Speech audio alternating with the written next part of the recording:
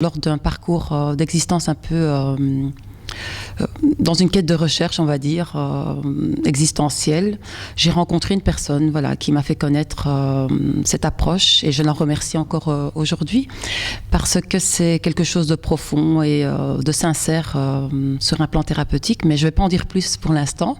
Oui. Donc je répète, je suis maman de 3 enfants et heureuse d'être ici parmi vous aujourd'hui. Très bien. Alors, est-ce que tu peux nous définir un peu plus c'est quoi la Gestalt thérapie ?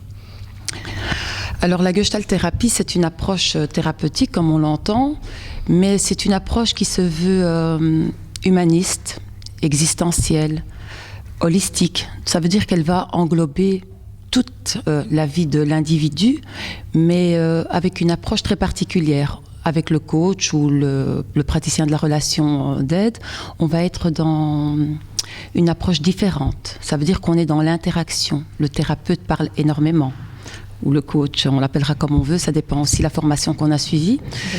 On apporte le sujet à se connecter avec ses émotions. Parfois, il y a des mises en scène qui peuvent être utilisées, mais on ne va pas réduire la Gestalt à ces pratiques-là, tout simplement. Mais c'est une des tendances, on va dire, ou des penchants dans cette approche. On va essayer d'apporter le sujet à s'ancrer face à son corps. Donc il y a une approche bioénergétique aussi. Ça veut dire que quand le thérapeute est face à son patient ou client, il a une interprétation de sa posture, des gestes, mais il ne va pas le diriger. D'accord. Il va amener son client à prendre conscience de cet état des choses. Voilà, mais je définirai plus loin. D'accord. En fait, tu me rappelles une phrase de Perls qui dit la Gestalt est une méthode trop efficace pour n'être destinée qu'aux malades. Est-ce qu'on peut dire que la Gestalt thérapie est une philosophie de la vie en général ? Tout à fait, Rihab. On peut dire que la Gestalt thérapie est une philosophie. Mais avant d'entrer dans cette explication-là, je vais d'abord un petit peu dire qui est Fritz Perls. Donc c'est quelqu'un qui était très proche de Freud et de l'approche psychanalytique classique, on va dire, mais qui avait envie de développer quelque chose de bien plus authentique à son sens. Donc il est allé vers l'Afrique et puis il est allé aux États-Unis. Et il faut savoir que l'essor de la Gestalt prend son essor vers les années 50 aux États-Unis. D'accord. Et en France que vers les années 70. Donc aujourd'hui en Belgique, on commence à peine, on va dire, et c'est très important donc d'aujourd'hui de pouvoir offrir à un public, aux auditeurs, un peu plus d'explications quant à cette pratique. Et pour revenir sur la philosophie de vie, bien sûr, parce que Perls nous invite à nous connaître nous-mêmes en profondeur, mais en s'ancrant dans sa propre personne, en déposant ce qui ne nous appartient pas. D'accord. Et en nous valorisant. Donc lors des séances, c'est vraiment l'individu dans l'ici et maintenant. On ne part pas du passé. Oui, tout à fait. Et on reviendra sur ça lors des séances, mais c'est une philosophie parce qu'une fois qu'on est en contact avec cette profondeur de l'être, on va adapter sa vie. On va pouvoir connecter avec des choses qui ont une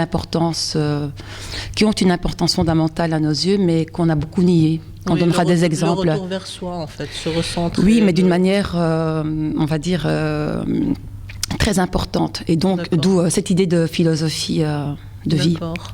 Et alors, quels sont les problèmes qu'on peut aborder, par exemple, lors d'une séance ? Qui peut venir consulter dans une thérapie, une Gestalt thérapie ? Je te dirais, Rihab, que tu es coach et que tu sais que quand on vient en coaching, la porte est ouverte à tous. Maintenant, oui, mais bon, il y a des limites justement. Voilà, exactement. Quand on reçoit en coaching, on va essayer de poser un objectif, mais on va partir de l'émotion avec laquelle le patient vient ou le client et aborder avec lui justement cette question de quel objectif il met et quel sens il met dans cette thérapie. Et on ne peut pas définir à l'avance, avant de l'avoir reçu, est-ce que cette pratique lui répondra efficacement. Mais en tout cas, on est obligé dans l'intégrité, de pouvoir lui dire ce qu'on peut faire, comment on travaille, quel est le cadre. Tout doit être fixé à l'avance. Et lui offrir surtout une protection quant à sa personne, respecter son être dans toutes les dimensions, toutes les sphères, que ce soit spirituel, social ou autre. Mais avant ça, il faut le recevoir, il faut qu'il pousse la porte du cabinet et qu'il prenne rendez-vous. Maintenant, pour répondre plus concrètement ou plus précisément, les personnes timides, les personnes angoissées, c'est une thérapie qui peut leur convenir parce qu'on met en scène des choses, on les invite à décupler leurs émotions, on met en pratique par exemple des exercices comme la chaise vide. Où on peut être dans une espèce de scène avec une personne qui nous intimide énormément dans nos histoires de ménage, de couple. Difficulté par exemple dans le lien vertical avec nos familles ou nos relations au divin. Donc il y a plein de... Donc ça peut être vaste comme ça peut être très pointu, mais en même temps c'est vraiment d'un individu à un autre. Et la réponse, voilà, je le répète, c'est en poussant la porte du cabinet qu'on peut savoir voilà, exactement. D'accord. Et concrètement, comment se déroule une séance? Par exemple, moi, j'ai envie d'aller consulter Welcome. un gestalt thérapeute ou un coach en gestalt thérapie. Comment ça va se dérouler cette séance? Alors, comme je reviens sur ce que j'ai dit là tout de suite, c'est le thérapeute a une implication très particulière, donc on est dans le dialogue. Donc d'emblée, quand on rentre, on se doit d'expliquer comment on travaille. D'accord. On prévient son client ou son patient de la manière dont on va procéder. En général, on essaye vraiment d'être le client face au thérapeute. On crée du lien et de la proximité. Et on essaye d'apporter une espèce de cadre authentique. C'est vrai que le mot authentique va revenir plusieurs fois parce qu'il faut qu'il y ait un climat de confiance. Si on veut que la personne face à soi puisse à un moment se connecter avec l'être profond, c'est développer toutes des techniques pour pouvoir l'amener à la parole. Ce n'est pas toujours évident. Non. Il y a des gens qui sont murés, mais je donnerai des exemples plus tard, dans le silence. Et il y a des techniques pour pouvoir avoir une approche. Et tout au long donc, de la séance, au départ, par exemple, je propose une ligne du temps. Une ligne du temps va pouvoir faire poser à la personne des éléments ou des âges, mais pas d'une manière intellectuelle. On va essayer de venir déposer des choses de l'inconscient. Et ça se fait. Et c'est une permission à parler de soi. D'accord. Je vais ajouter ici, à ce niveau-ci du partage, que quand une personne vient vous voir, on lui demande directement dans quelle émotion elle est. Oh, c'est magnifique ça. Oui. Et on fait une résonance avec le passé. Mais on ne va pas directement au passé. Ce qui nous importe dans la Gestalt, c'est l'ici et maintenant, incontournable. Et justement, est-ce que dans la Gestalt thérapie, je sais qu'en coaching, puisque je le suis, en fait, on n'est pas apte, on n'a pas la compétence nécessaire pour aller justement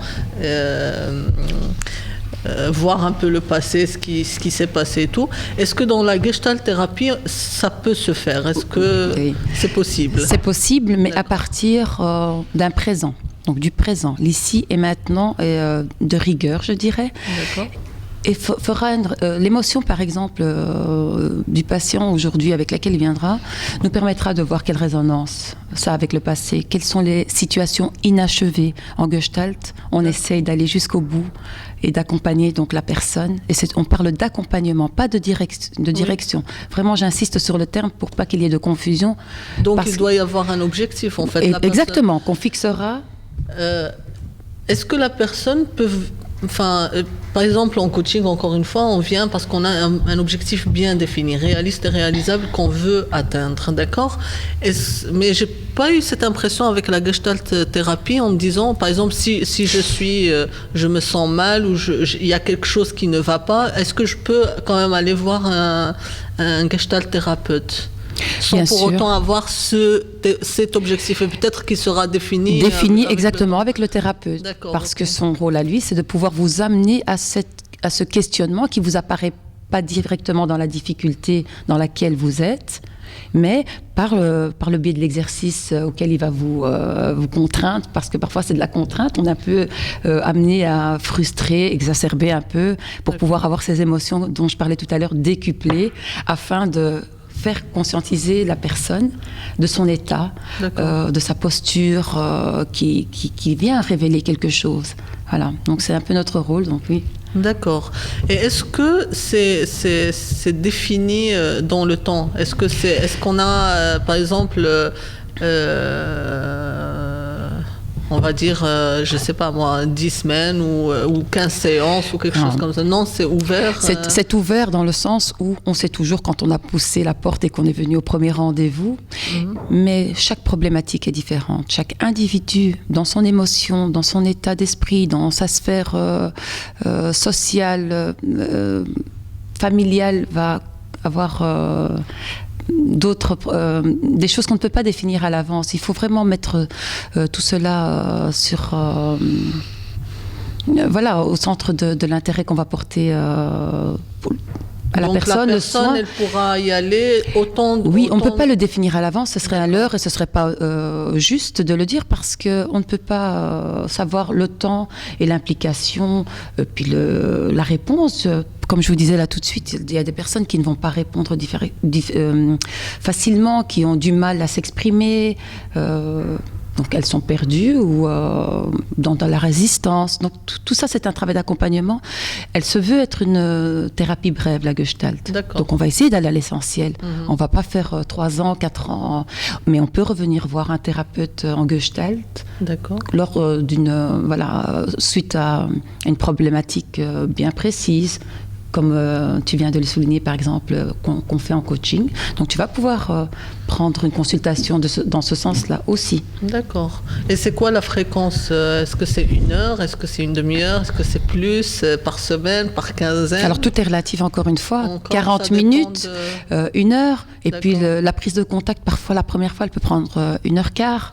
On essaye de ne pas épuiser non plus les ressources de la personne qui vient vous voir, ni les vôtres, parce que vous êtes dans l'implication totale lors de ces sessions.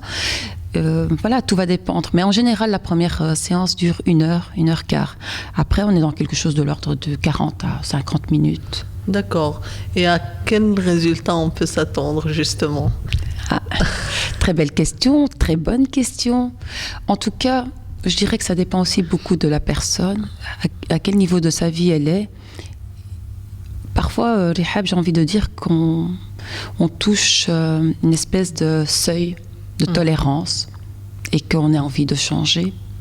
Et alors, on se prend en charge, à bras le corps. On se dit, là, je décide de travailler sur moi. Et je comprends qu'il y a quelque chose qui ne va pas dans mon système. Je répète les choses. Je suis toujours confrontée aux mêmes situations, que ce soit dans le boulot, que ce soit...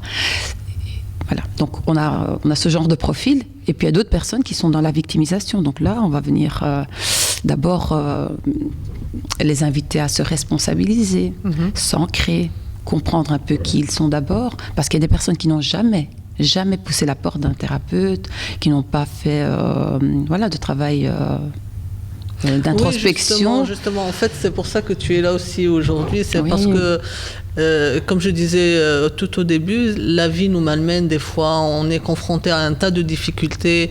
Et justement, il y a, par exemple, certaines personnes, et j'en ai connu pas mal dans ma vie, qui ont cette résistance d'aller voir un thérapeute, d'aller voir un coach, d'aller voir un psy, alors que c'est un moyen parmi tant d'autres qui pourra justement nous ouvrir une porte. Et donc, si j'ai bien compris, il faut vraiment qu'il y ait une volonté de la part de la personne. Une volonté, un élément déclencheur aussi. Parfois, quand on est dans une situation de deuil ou de divorce, de toute façon, un divorce, c'est aussi un deuil, c'est terminer dans une situation, donc à jamais peut-être, voilà. Mais on a soulevé quelque chose de très important par le biais de cette question, c'est le tabou.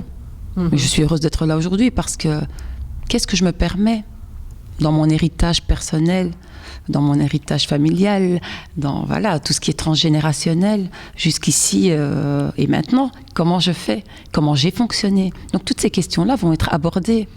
Il y a des gens qui sont encore dans cette résistance que tu as soulevée. Non, je suis dans telle spiritualité, je vais guérir par cette voie-là, alors que la spiritualité nous invite à nous pencher sur notre propre personne, à travailler nos essences, à nous ancrer dans nos vies, nos personnalités, pour pouvoir justement connecter avec le monde et pouvoir être dans le bien-être et les relations à autrui. D'accord, donc il ne faut pas hésiter. N'hésitez pas.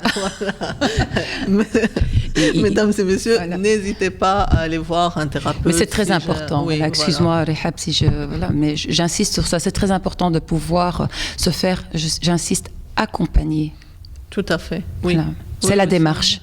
Je suis tout à fait d'accord avec toi, Souhaed, justement, parce que, oui, voilà, des fois, on est en train de tourner, de se mordre la queue, comme on dit, ou être dans un cercle vicieux, alors qu'il suffit d'aller voir, justement, un spécialiste qui a les qualités, justement, nécessaires, notamment le secret professionnel. Donc, tout cet tas de choses...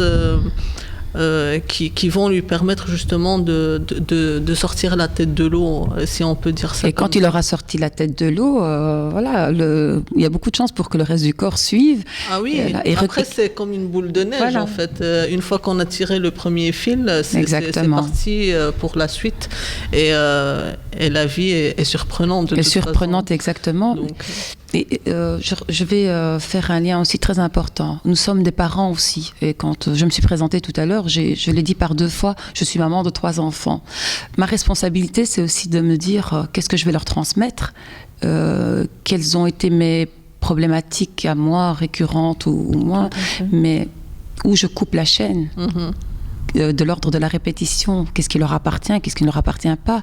Donc on apprend aussi à se positionner dans un nouveau, face à nos enfants, leur donner aussi la possibilité d'être des êtres à l'esprit critique, qui ont confiance en eux. Mais parfois, ça passe par nous, sans blâmer encore une fois toute cette histoire qui revient souvent, la mère, que tout dépendrait d'elle. Voilà, donc ça, c'est aussi une autre soupe, mais on va pas... Mais c'est important de pouvoir le dire. Parfois, il faut se repositionner soi-même, pouvoir s'écouter pour pouvoir être dans cette... volonté d'arrêter une chaîne qui blesse, qui frustre. Et puis ça permet une prise de conscience. Personnellement, je dis quand on est conscient de la chose, des problèmes qu'il y a ou du chemin parcouru, les choses... Tout à fait, c'est très juste parce qu'en même temps, voilà, c'est aussi le rôle du thérapeute de pouvoir vous montrer un moment donné de votre vie ce que vous avez déjà parcouru. Quels ont été les moyens positifs que vous avez mis en place pour vous en sortir à chaque fois et qui serait intéressant de pouvoir tenir ou développer, ou en tout cas ce qui vous fait défaut ou pas. Donc cette importance-là aussi va être... Très bien. Alors, une autre question. Souhaed, tu es gestalt thérapeute ou coach en gestalt Oui, praticienne de la relation d'aide, on le définira comme on veut, c'est vraiment... Alors, quelles sont les qualités requises pour exercer ce genre de travail? Alors, les qualités, sans tomber dans quelque chose de l'ordre de la prétention, c'est très difficile, mais je pense qu'il faut avoir une extrême empathie et un questionnement sur l'existence. La pensée linéaire, c'est bien, mais en même temps, à un moment, il faut se poser et se dire je suis une personne peut-être d'une sensibilité extrême, qu'est-ce que je peux en faire? Comment elle peut me servir au lieu de me desservir? Voilà, donc c'est se connaître soi, se responsabiliser et en même temps pouvoir offrir à son prochain Et est-ce une part de soi-même, excuse-moi, voilà, pardon, la meilleure oui, peut-être. c'est moi. Non, mais voilà, au fur et à mesure quand on parle. Les idées viennent Oui, voilà. d'un peu partout. Tout à fait. Et est-ce que le gestalt thérapeute a besoin de supervision? Je sais qu'en coaching, on le fait. Oui, oui, tout à fait. C'est exactement la même chose. Oui, oui, j'ai été supervisée pour ma part pendant 2 années. Il est très important de travailler sur soi, de pouvoir avoir pris de la hauteur par rapport aux événements dans nos vies et en même temps de comprendre ce que c'est d'être dans cette dynamique-là. Aider l'autre ne veut pas dire qu'on détient la séance infuse, ne veut pas dire que nous sommes des êtres parfaits, ne veut pas dire que nous n'avons pas de problèmes ni de chagrins. Ça veut juste dire aussi que je peux me permettre la tristesse, mais au lieu de rester 6 mois dedans, peut-être que ça durera 3 jours, 3 semaines. C'est aussi ce genre d'informations qu'on va pouvoir donner à son patient. C'est aussi se rappeler que nous sommes des êtres humains dans nos failles, les brèches qui ont fait que nous sommes telle personne et pas une autre, et accepter ce qu'on est. Tout à fait. Et, voilà. Tu soulèves un point très important parce que l'acceptation de cet être. J'ai l'impression justement que les gens, une fois que tu as ce genre de titre ou de diplôme ou de... On n'a plus droit à l'erreur. On n'a plus droit à l'erreur justement. Et ça, ou à la souffrance aussi. Voilà. Et ça j'aimerais bien le soulever, c'est que... C'est un mythe. Voilà. Et il faut vraiment l'exclure du raisonnement. On reste des êtres humains. On a une science où on a un savoir, où on a des compétences qu'on peut transmettre à l'autre, mais ça ne fait pas du praticien un être parfait. Ça, c'est très important à soulever. Oui, voilà. Ça, c'est vraiment aussi quelque chose que je tenais vraiment à dire et à rappeler. Quand on vient en thérapie, quand on décide de travailler sur soi, bien sûr qu'on est dans la vie, que la vie nous éprouve, qu'on rencontre des difficultés, qu'on est dans un monde et qu'on doit interagir avec ce monde. Et pouvoir interagir est une réalité.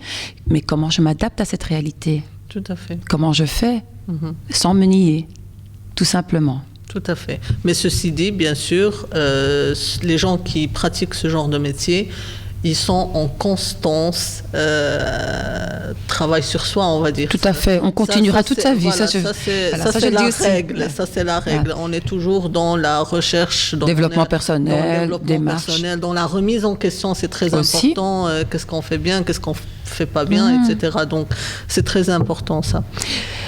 À ce stade-ci aussi, je voudrais dire qu'il y a toujours de nouvelles approches. Et il ne faut jamais arrêter de pouvoir s'élargir, mais d'offrir les compétences auxquelles on est formé. Ça, c'est important. Oui, et bien ça, sûr. Voilà. On ne peut pas prendre cette responsabilité de pratiquer des choses auxquelles on n'est pas formé, même si on les a intégrées, comprises. Voilà, il faut rester... Mais ça relève de l'intégrité. Tout à fait, voilà. Mais ça, je tiens à le souligner aussi parce que c'est une transparence. Voilà. Aujourd'hui, on offre une vitrine d'une pratique. Et je tiens aussi à le souligner. Donc, quand on va chez quelqu'un qui est diplômé en tel ou qui a une formation dans tel domaine, voilà. Donc, le service qu'il va vous offrir. C'est une grande responsabilité aussi. La santé mentale. Quand les gens viennent vous déposer comme ça leur vie intime, leur vie personnelle, donc c'est une très grande responsabilité qu'on a sur le dos et donc on ne peut pas en faire ce qu'on veut. Tout à fait. Donc par exemple, si quelqu'un qui vient, je suppose, chez toi et que ça ne relève pas de ton domaine, je le dis. Au bout de la première séance, je le dis. Je l'oriente. Au bout de la première séance. Donc, et quand on fait la mise au point d'emblée, quand on entre en session, donc je présente le cadre, la manière de travailler, ce qui se veut aussi dans la Gestalt, c'est que chacun va professer d'une certaine manière aussi. Donc, par rapport à l'identité de la personne aussi. On peut parler de soi. On peut donner des exemples parce que la situation de la personne qu'on a en face peut faire résonance et on peut aussi amener la conversation ou un angle de nos vies pour pouvoir l'aider aussi à rebondir ou à éclaircir la situation. Ok, Souad. Alors, est-ce que la Gestalt thérapie est accessible à tout le monde ? Quand je dis tout le monde, ça veut dire homme, femme, enfant, enfin couple. Est-ce que c'est... Oui. Pour moi, oui, à partir du moment où, comme je le dis, je reviens sur ça parce que de l'ordre de la responsabilité, on est clair avec la personne qu'on reçoit. Et quand ça ne relève pas de notre domaine, eh bien, il faut orienter. Mais la porte est ouverte évidemment aux enfants. Il y a des techniques, on peut travailler avec la terre glaise, on peut faire des dessins, on peut même utiliser des petits tunnels pour des passages de naissance. Enfin, il y a tellement de techniques, mais on ne peut pas encore une fois réduire la Gestalt à des exercices de chaises vides, de tunnels, de terre glaise. En fait. C'est un tout. Et la Gestalt, je le répète, prend l'individu dans sa globalité. Oui, c'est une approche holistique, vraiment, dans tout, la posture. Voilà, on répète quelques petites choses, mais ceux qui nous ont rejoints, qui n'ont pas pu entendre du départ, le sauront. Merci beaucoup, Souad. Merci à vous. Ce fut un plaisir. Moi, je vois un peu plus clair dans la Gestalt. Un peu plus clair. Est-ce que je peux encore éclaircir quelques petites choses? En tout cas, je remercie donc l'émission aussi, El Mawatin, voilà, que je n'écorche rien. C'est important et d'avoir une vitrine, et voilà, ce genre d'émission permet de le faire. Merci à toi, Rihab, pour ton invitation. On ne peut pas tout détailler, mais voilà, si j'ai pu apporter quelques précisions sur la Gestalt aujourd'hui, bien, je suis heureuse. Très bien. Et n'hésitez pas à aller voir un Gestalt thérapeute si jamais il y a un souci ou si vous avez besoin de parler ou quoi que ce soit. Je vous remercie. Mesdames et messieurs, je vous souhaite une agréable journée et je vous dis à la prochaine émission et avec un nouveau thème. Au revoir.